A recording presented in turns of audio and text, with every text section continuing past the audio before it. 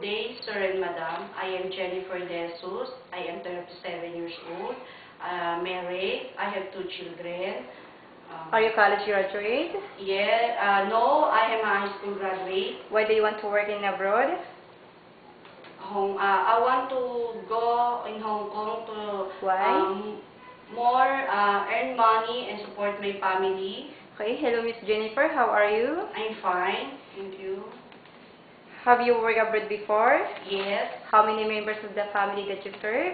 5, How many children? 3. How old are children when you begin to work there? First baby is 6, the second is 4, the third is 1. Okay, so do you know how to take care of newborn baby? Yes, So what is your main duties?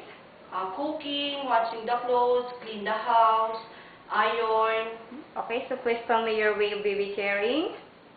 feed them, take a bath, iron, Can you play with them? cleaning.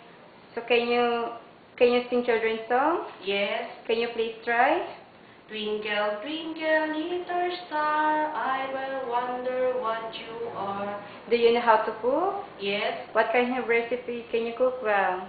Filipino food is sinigang and adobo. Can you follow the recipe book? Yes. Well, describe your personal character. I'm honest and Are you hardworking? yes. How do you perform as a good domestic helper? To be honest with my employer and finish my contract of 2 years. Can you follow the rules and regulation of your Yes, employer? I will follow. Can you promise to finish your contract of your employer? Yes, I will finish. Okay, thank you.